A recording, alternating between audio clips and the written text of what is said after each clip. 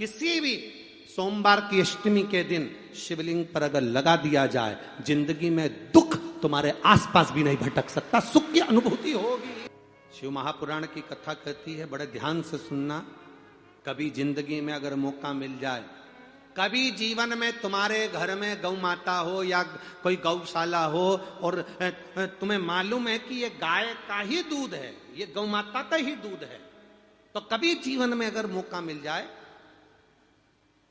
और अगर तुम्हें कोई कह दे कि तेरी किस्मत में सुख नहीं है, तेरी किस्मत में धक्के खाना लिखा है, तेरी किस्मत में दुख लिखा है, तेरी किस्मत में हमेशा धक्के खाना लिखा है, कोई कह दे तुमको, तो उसकी सुन लेना।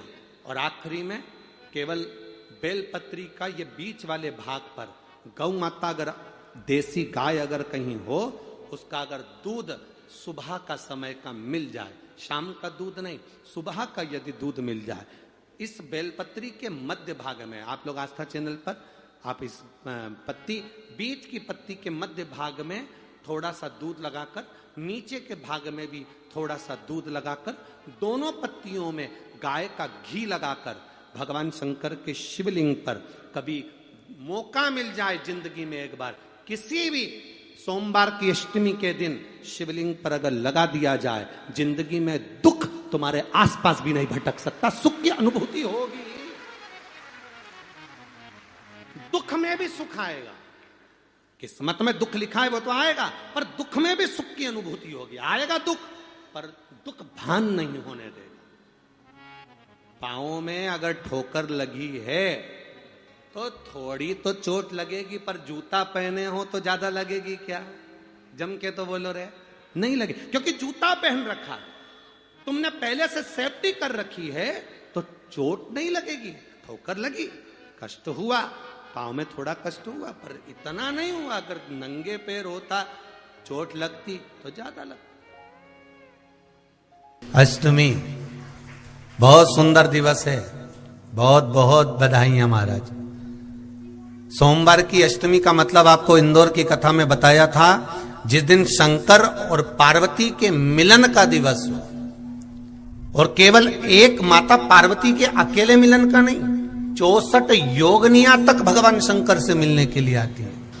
जिस लड़के की शादी नहीं हो रही हो, सोमवार की अष्टमी पड़ने पर एक लाल फूल चंदन में लगाकर, जहां पर अशोक सुंदरी का स्थान है, उस अशोक सुंदरी वाले स्थान पर ले जाकर, अगर सोमवार की अष्टमी पड़ने पर लड़का या लड़की जिसका विवाह नहीं होता वो चढ़ा देता है, मात्र 3 महीने में उसका विवाह पक्का हो जाता है। मात्र 3 महीने। अशोक सुंदरी का स्थान शिव। बहुत तकलीफ है और नहीं हो रहा काम, बहुत दिनों से लगे हो, नहीं हो रहा, हरा मूंग ले जाओ। मूंग के दाने तो रहते हैं घर में, केवल 31 मूंग के दाने लेकर जाइए, 31 चावल के दाने लेकर जाइए और 31 ही बेलपत्र लेकर जाइए। जिस दिन सोमवार की अष्टमी हो, कौन से दिन? सोमवार की अष्टमी हो, उस दिन शंकर जी के मंदिर में जाओ, 3 चीज लेकर जाओ, मूंग के दाने, चावल, बेलपत्र। चावल जो 31 लेकर गए हो, अपनी कामना कर कर शंकर जी की देहली पर रख दो, चौखट पर, कहीं पर भी एकांत में उसको रख दिया जाए। मूंग के जो दाने लेकर गए हो 31, वो नंदी के पास में, जो नंदी का पांव ऊंचा रहता है, उस पांव के पास रख दीजिए। और जो 31 बेलपत्र लेकर गए हो, वो 31 बेलपत्र अशोक सुंदरी वाली जो जगह है, आपको पहले बताया है कथा में, अशोक सुंदरी जी का स्थान, ये शिवलिंग, ये जलाधारी जहां से पानी बहता है, उसके बीच में एक मोटी सी लाइन होती है, जो शंकर भगवान की छोटी लड़की अशोक सुंदरी का स्थान है। शिव जी के 13 बच्चे हैं, 13 बच्चे में सबसे छोटी लड़की अशोक सुंदरी यहीं पर विराजमान होती है, जहां से पानी नीचे गिरता है। प्रत्येक शिवलिंग के सामने एक मोटी सी लाइन होगी, उस मोटी सी जो लाइन है अशोक सुंदरी, वहां पर जो 31 बेलपत्र लेकर गए हो, अपनी कामना कर कर पीला चंदन, लाल चंदन लगाकर उस पर समर्पित करते जाओ। उसकी डंडी जहां से पानी बहता है उस ओर होना चाहिए। आप निवेदन कर कर देखो, एक सोमवार की अष्टमी पर कर कर देखना, दूसरी सोमवार की अष्टमी आएगी, अपने आप आपका काम हो गया होगा। बाबा से निवेदन तो करो, क्यों भटक रहे?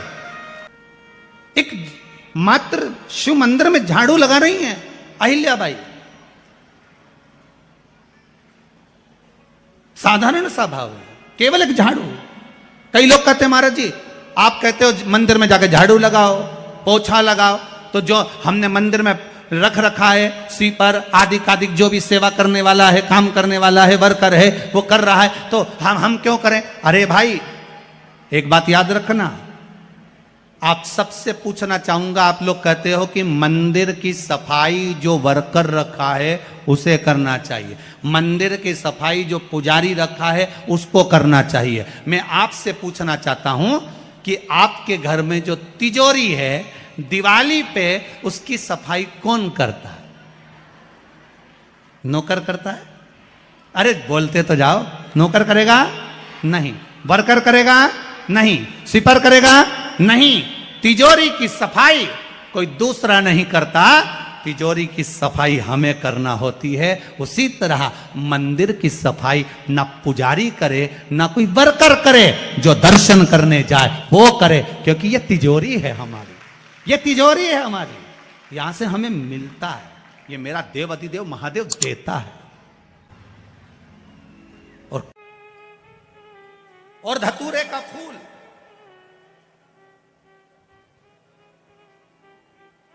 कांटे वाला धतूरा, और उसमें लगने वाला एक पुष्प। आस्था चैनल पर आप लोग देख रहे होंगे धतूरे के फूल का दर्शन।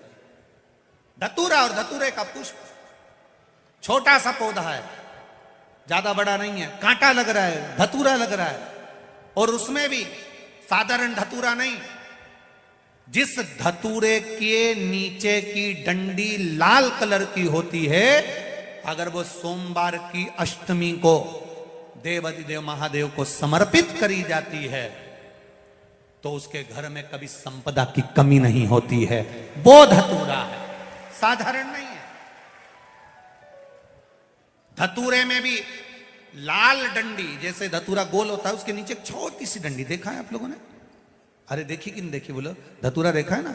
धतूरे के अंदर एक नीचे छोटी सी डंडी होती है, जब तोड़ोगे तो वो डंडी का कलर अगर लाल है, वो डंडी का कलर अगर लाल है, और कभी हम तो कहेंगे जैसे बड़ी बीमारी जिसको हो जाती है, लीवर किडनी कैंसर आदि कादिक बड़ी बीमारियों से जो जूझ रहा होता है, प्रयास करो, प्रयास महामृत्युंजय का जाप कर कर, महामृत्युंजय का स्मरण कर कर, एक लाल डंडी का धतूरा प्रयास करना, एक धतूरा मिल जाए या 5 धतूरे मिल जाए किसी भी एकांतेश्वर महादेव पर, जो शिव मंदिर एकांत में हो, जहां कोई जाता आता नहीं हो।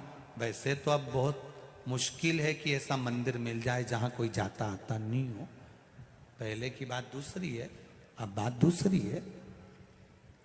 फिर भी कहीं आप रोड पे से निकल रहे हो, एकांतेश्वर महादेव अगर आपका दिख जाए, बहुत बीमारियों से ग्रसित हो, तो भी महामृत्युंजय जाप का स्मरण कर कर या किसी विद्वत ब्राह्मण जन से महामृत्युंजय मंत्र का जाप कराकर, या भगवान शिव के मंत्र का जाप स्वयं कर कर, वो भी ना बने तो पंचाक्षर मंत्र नमः शिवाय, षडाक्षर मंत्र ओम नमः शिवाय, या श्री शिवाय नमस्तुभ्यम जप कर वो लाल डंडी का धतूरा 5 एकांतेश्वर महादेव को आप समर्पित कर सकते हो। रोग थम जाएगा, जो दवाई खाओगे वो शरीर को लगना प्रारंभ हो जाएगी और आप स्वस्थ होना प्रारंभ हो जाएंगे। अगर बड़ा रोग है, देवी शंकर के मंदिर में जाओ, शिव जी का पूजन कर कर जब वापिस आओ तो शंकर भगवान के मंदिर में जो बाहर नंदी बैठता है उसके कानों में ओम नमः शिवाय बोलकर अपने मन की कामना उसके कानों में बोलकर आप आ जाइए, आपकी कामना 3 महीने में पूरी हो जाती है। नंदी के ईश्वर भगवान का स्मरण करिए। अगर 7 बेलपत्र आप शंकर को समर्पित करते हो तो 1 बेलपत्र नंदी भगवान पर भी अवश्य समर्पित करें। नंदीश्वर भगवान शिव को समर्पित, 1 बेलपत्र नंदी के ईश्वर की ओर चढ़े। और बहुत ध्यान दीजिए महाराज, अगर कोई काम अटक रहा है, नहीं हो रहा, बहुत प्रयास करा, तो भगवान शंकर के मंदिर में 5 बेलपत्र चढ़ाइए। और शंकर भगवान की जो छोटी लड़की है अशोक सुंदरी, आपको बताया था ना अशोक सुंदरी का स्थान, भगवान शंकर की 6 लड़कियां हैं, उसमें से सबसे छोटी लड़की अशोक सुंदरी की जगह पर एक बेलपत्र चढ़ाई है। फिर एक बेलपत्र नंदीकेश्वर पर चढ़ाई है, और नंदीकेश्वर पर चढ़ाने के बाद भगवान शंकर के मंदिर के बाहर चौखट पर दिया लगा दीजिए साइड में, और फिर अपने घर पर आ जाइए, आपका कार्य सफल होना प्रारंभ हो जाएगा। नंदीकेश्वर, भगवान नंदीकेश्वर का स्मरण कर लेने पर जीव आनंद सुख की अनुभूति करता है, आनंद सुख को पाता।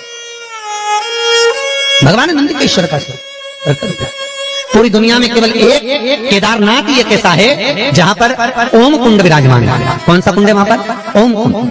जो बच्चा हकलाता है, तोतला बोलता है या गूंगा होता है, जिसकी वाणी नहीं होती, वो अगर ओम कुंड पर जाकर ओम बोलने का प्रयास करता है तो जितनी देर तक उसके मुंह से घुन्न की आवाज निकलती है उतनी देर तक ओम कुंड में से पानी का बुलबुला निकलता रहता है। और 7 या 8 बार बोलने से व्यक्ति हकलाना छोड़ देता है, तोतला बोलना छोड़ देता है और उसकी वाणी आ जाती है। वो ओम कुंड केदारनाथ जी में बसता है।